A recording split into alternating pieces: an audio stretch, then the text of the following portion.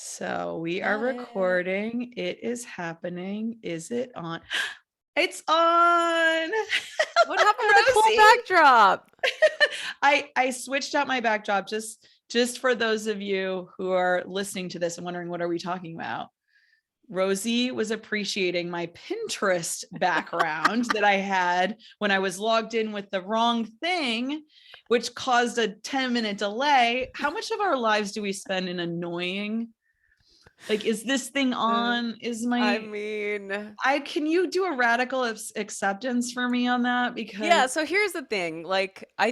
What I have found is the last 2 years, people are so much more forgiving because I think we've all experienced those moments or being in a position where I'm like, oh man, my camera wasn't plugged in or yeah. just not understanding how to switch the settings. It's a Ugh. lot, we're only human. We're not robots. Um, We gotta be open. We gotta just let ourselves have it's like, I just believe, this comes from maybe my yogic sentiment. We arrive precisely at the moment we need to arrive and just let the rest go, you know? Rosie, I was really happy that it was you I was going to be talking to because I've had this really hectic day running from place to place, contact switching, all these different things going on, Oh my work, goodness. work. Let's talk about it. And I What? was Tell me like, about it. you know who I'm about to be with? Like a person who knows how to face these things, who knows how to roll through it. So I just want to tell everyone who's only listening, some people watch, some people listen. Rosie Acosta is, I mean, I don't even know how to summarize because you have such an amazing back. You've been through so many It's lives. literally the longest bio of all Yeah, time. you've been through so many lives, but I'm just going to summarize that Uh, I came to Rosie because You Are Radically Loved is a book that's coming out, and I got to read it ahead of time in order to prepare for this interview, which I was so excited about.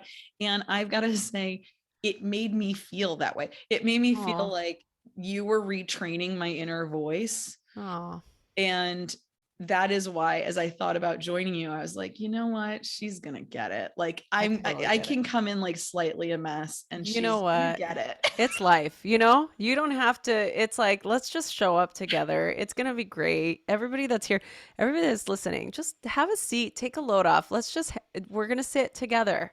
We're going to hang out. It's going to be fine. This is like low, the bar is set really low for all of us right now. I think this is where we need to begin. I It's love like, that. And one of the things you were doing right as I was hitting record was we were doing a stretch together. yes. So we're Yeah. breathing Just in and we're breathe. stretching up. Please do that if you're just even listening. Just Yeah, stretch those. and then take a deep breath in. Just breathe deep. Reach your fingertips as high as you can. Relax your tailbone down to the ground. Relax your shoulders, and then slowly release your hands back by your sides. And then I was notice. amazing. I was thinking of that moment when you went into the yoga studio to try out for a job and you sort of had this feeling like it wasn't the right job, and then they were like, you're about to take off your hoodie and they were like, take off that hoodie so we can see your Yeah, body, yeah. and then they Oh, never gave you any feedback, and then later they were like, yeah, you didn't have the right body, and I was exactly. just like, you have so many good stories of relating to people where they are. And that was a moment just now of stretching together where we were relating on where we are right now. So I would love to hear, Rosie, like, how did you start writing? Like, tell us Oh. about how you came into this moment. I love that you're asking a writing question because I've not been asked that. And I've done a lot of interviews and nobody's asked me that question. I mean, you're a freaking writer. This book is coming Ah, out. Like, this is what we should be talking about. I mean, all the yeah. other stuff feeds into it, but like, Yes. this is how you're going to be communicating with people. Yeah, I mean, I'll never forget the first writing I did. Was in the first grade, and I was 6 years old, and I actually wrote an entire book. The whole class wrote a book. I always have to preface that. It was like a group project for, it was a writing prompts every season, I think it was like twice, a couple times a month. Then at the end, we put the books together. We got to create our own cover, and it was actually a really fun, like vision board, I think, for many years because I still have it. Oh, I wonder if I Like it's not love in here. that. I'd love to show it to you, but I would, yeah, would love to see that. That is such a wonderful, like you're still thinking about that. You know what yeah. I mean? All these years, like a lifetime later, you're like, I did that. And that was a like touched who Yes. I am. Yeah, I remember, I'll never forget uh my teacher said, um, your feeling your feelings are always better. Your feelings always feel better when you write them down. And Brilliant person. Brilliant right? person. Very emotionally intelligent. That was Miss Androli. I love I And love you, Miss Androli, wherever you are. right, wherever you are in the world, I've tried to look her up, and I'm like, I'm sure she does want these little stalkering her, but man, that really opened up a part of me that I didn't know was there, and it created a different way of expressing myself that was mine, and that I felt like I could just be who I was and not be in fear. Writing was the only place I could ever experience feeling safe. Mm, Yeah. that's, I mean, I'm going to give a space for that for a second. Like, I'm always trying to convince people to just try writing. Like, Mhm. just for yourself, morning pages, whatever it is. But Love like, morning pages. yeah, what a great example of like why. Like Yeah. to feel safe because you're able to approach and understand your feelings in a different Yeah. What you feel, you can heal, my way. friends. I It love is that. true. It is true. And I think most of us, if you're anywhere near an A-type personality, if you wish to identify as such, Well, by the way, anyone listening to this podcast is right? like I don't this. want to make any No, assumptions, this you know? podcast is literally overthinkers, people pleasers, perfectionists. So Okay, hello, great. hey out there, we see Hey, you. this is our support group. We're all recovering perfectionists, or maybe still in the throes of it. Some days I am, some days I'm recovering, and it's just a Yeah. constant roller coaster. I definitely created a low bar for myself in the beginning, and I think it's important for us to start. You know, sometimes those of us that are perfectionists or perfectionist adjacent, we can really create this vision in our mind that we have to, that journal that we bought, or all those journals we buy when we go to Barnes and Noble, we have to fill them all, or you start one and then you start the other and it's only like the first couple of pages, and then you're like, oh, I'm going to start, oh, there's a new one that I just saw at Target, I'm going to get that one and I'll start again. And we have all these journals that it's just like the first 2 3 pages of it, and the rest it's like, oh, or you get a journal that it just is so pretty you don't want to write in it, unless you're like, oh, I just need to have the right thing to say. And my advice is always just start, just write anywhere, you know, ruin the journal by just opening a page to wherever it lands and just start writing. That's sort of my practice of non-attachment. How can I release that desire for the font to be perfect, for everything to look a certain way, or if I mess something up, I got to get the white out because it has to match. Yeah, the way And I always say it is writing is a process, not an yes. outcome. I mean, for Oh, some people it's an outcome, but like for most of us, we should think of it as a process. And if yes, you get something absolutely. out of it at the end, great. Great. I mean, that's really all it is. A lot of the book really came from notes from my phone that I would just write down. I would be on an airplane, traveling somewhere, or doing something, or Yeah. doing a road trip, and I would think of some truth of my life or some philosophy. I'm a deep person. I don't know if you can tell. Oh, I'm like a Claro. yeah, I'm a really deep I love having deep conversations. I'm the person that'll go, you know, to wherever store, grocery. I'll go to Whole Foods. I know every single person because I've had a deep conversation with So every great. single person there. And I know their families. I know who they spent their holidays with. I know if they have had COVID or not. Like, I mean, that's connector too. You're yes. connector with the depth. Yes, I just want to know like what makes people tick. Yeah, I me too. love learning, and I also love stories. I love to see people light up. Anytime, think about it. If you ask somebody how their day's going, and if you're really truly asking, or you're asking them what they're excited about, that's my favorite question. Not like, "Oh, how are you doing today?" Most of the time people are going to give you the sort of vacant response of, "I'm good," or "I'm doing all right." But if you say, "What are you most excited about right now?" Then it makes people think, and I guarantee you they light up. The minute you ask people what they're excited about, they Love will that. light up. And I think the missing key here for us, all of us sitting here together lovingly, is that we don't ever ask ourselves that question. Rosie, I want to ask you that question. Tell me. What am I most excited about? Well, right Yeah. now I'm excited to talk to you right now because this is all we have. I try to not go into forward future thinking. Yeah.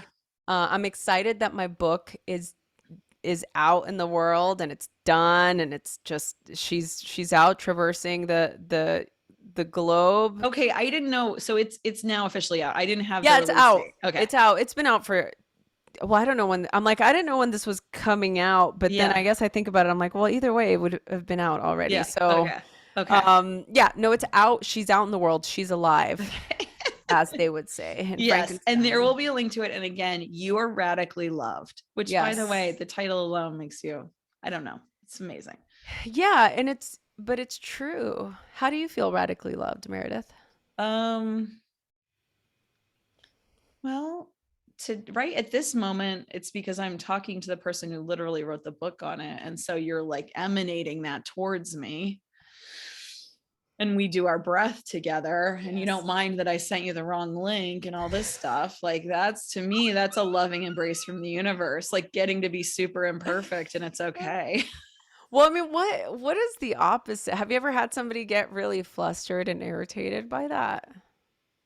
Definitely. Oh, really? Wow. Yeah, but I think it's about their own perfectionism. Like if Mm. they were like planning on this thing and it didn't go exactly as planned, or, you know, expecting, I don't know. It's, I think there's a lot of like, if we do enough planning ahead of time, it's all going to be perfect at the moment of. Yeah, but rarely is that I ever the case, know. though. And we've proven Yeah, that time and time again. It's like when I we know. worry about something, does it I know. help Nope, it does ever? not help. It I've does never not help. worried about something and I think back and I'm like, man, I'm so glad I spent months worrying about this thing. Yeah, no, I totally agree. People think that's doing work. Mm. There's no work in that. She's using air You quotes, are by the like way. doing this despite your worry. You are Yes. like able to do this despite your worry. Yeah. I love having a different perspective, like just Yeah. changing your perspective. I don't think I'd be here had I not been able to use that as my secret sauce, as my Yeah. superpowers. Like just change your perspective and keep it moving. And that's not a way. Somebody actually, I was doing an interview a couple of days ago and we were talking about this topic and at a different capacity.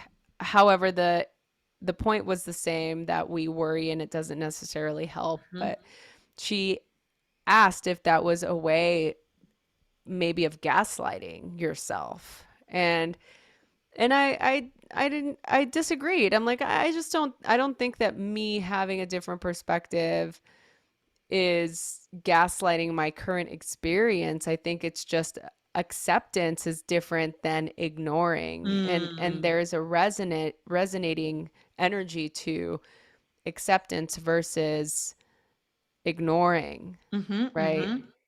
Yeah, absolutely. I mean, something you just said was really interesting, which was that you had this sort of successful coping technique at different times of your life, and it had to do with shifting your perspective, right? I mean, can you think of a time that that worked for you, like how you got to that as your superpower? Yeah, I mean, I grew up in a very chaotic environment in East LA during the LA riots, in a very um, dangerous place. And I think that a lot of my life was spent being in a hypervigilant state, like constantly living in fear. And having the factual evidence to back that up. So it Yes. wasn't like it was just my Yep. imagination running wild.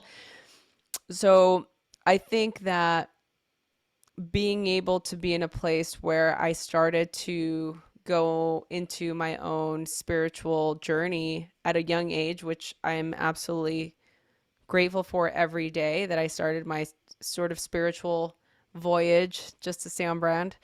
Um, my voyage at a young age when I was a teenager, and I think that my first initial perspective shift happened when I realized that I was in control of what my life was going to turn out to be, that I could make different decisions, that I can choose to not put myself in it, even though I couldn't like take myself out of East LA because I was a teenager and I You're didn't just have a a kid. job Yeah. and I could not obviously afford to move, and we lived where we lived, but to change my circle, the way that I was spending my time, to decide to be very diligent about going to school, coming home, doing my homework, reading my philosophy books, really allowing myself the space to be creative and learn to be alone, and feeling comfort in that. Being somebody, I'm a very I'm like an introverted extrovert. Like I love being around people. It charges me up, but really I'm just a little hermit. Like I just want to be quiet and play with the dogs and Me too. just, But have that's that also the quiet time. processing, right? I That's mean, right. that's like the sort of gaining experiences and then sort of like internally allowing them to Yeah. unfold or make sense. Yeah. And I am a self-proclaimed easily persuaded individual. I have no will when it comes to being persuaded. I am surprised I'm alive. It's literally, I say this all the time. And I think knowing that again at a young age and acknowledging it and accepting that, I knew it's going to be really difficult for me to say no to my friends who want to get high on weed all day and ditch school. So I will make the decision to remove myself from the environment so that I'm not posed with a question. It's like I don't even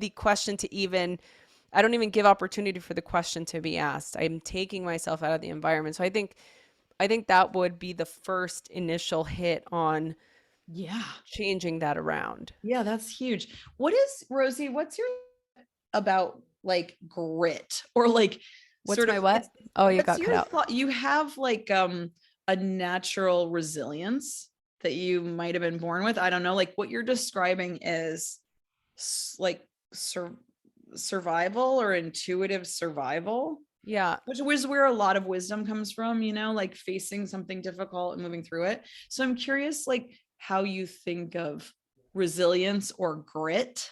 Like, what is Yes. your thought about those Oh, things? this is just like life. I love it. I love messy, you know. I love a good story. I love hearing people's like journeys going through their thresholds of fiery transformation. I love learning about people's battle scars. Like that to me is the beauty of living. That's the beauty of life. To hear people story of overcoming some really intense situation. That's what makes us human. I have no desire to yeah, of course everyone would love an easy life that was like more sustainable joy, total bliss, enlightenment, etc. Amazing, great. If that's you, awesome.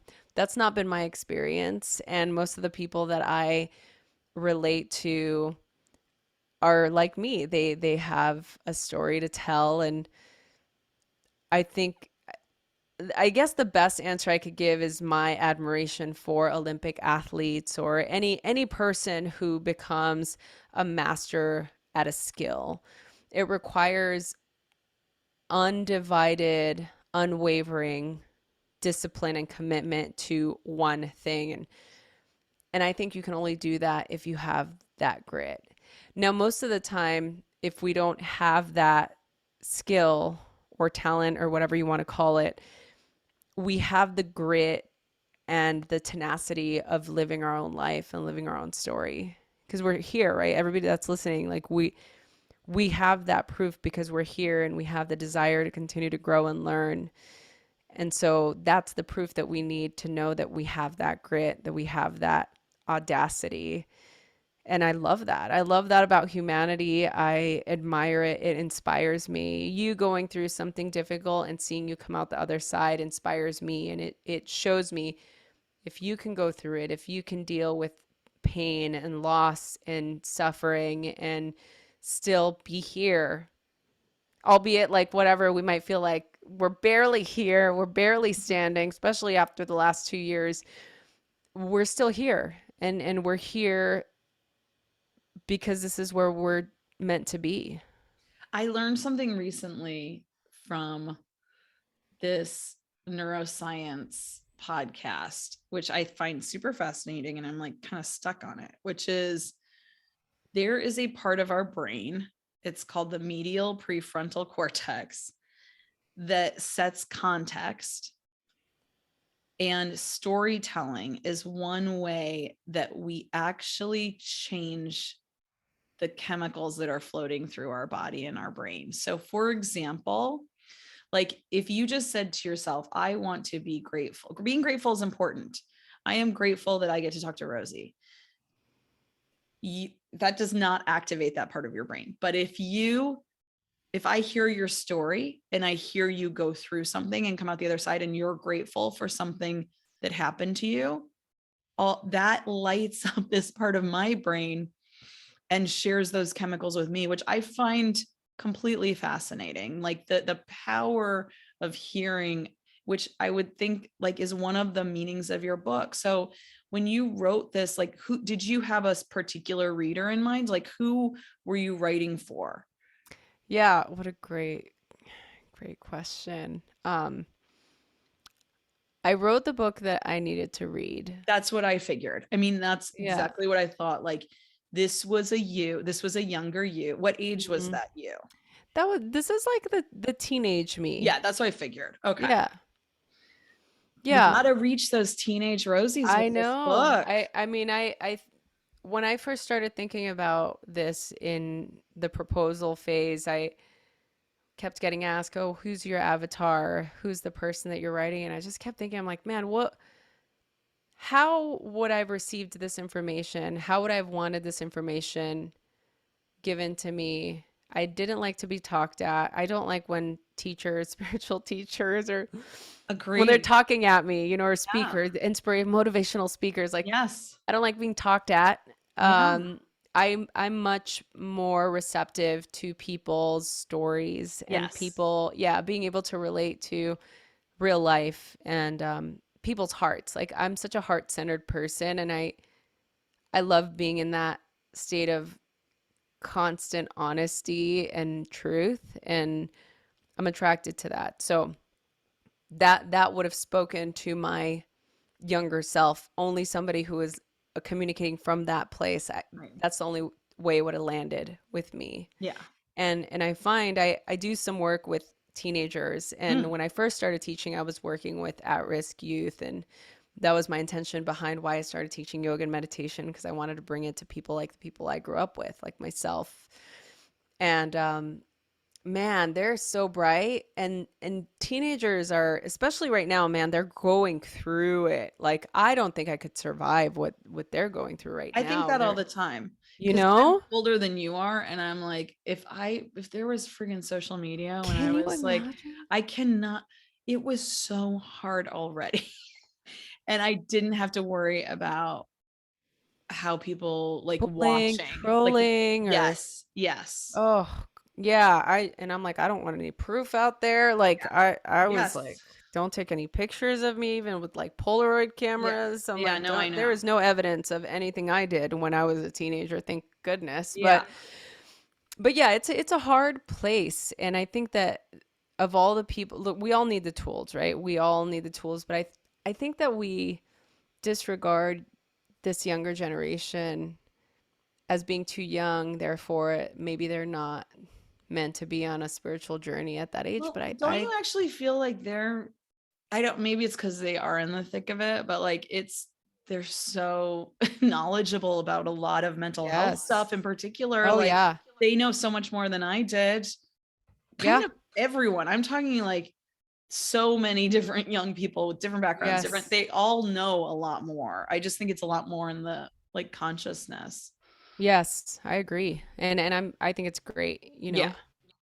What is it like? Has your yoga practice changed, or as a teacher, has it changed through the writing or through the release of the Oh. book? Like, how does that connect? Oh yeah, like well, I first of all, I'm grateful that I got introduced to yoga as a philosophy and a way of life as opposed to the physical because we know what happened Yeah, in my first forays of the physical that's practice, right. right? So The so hoodie. I'm glad that it was the opposite for me because if not, I wouldn't be doing any of this. My own personal practice has changed especially since we're all perfectionists here.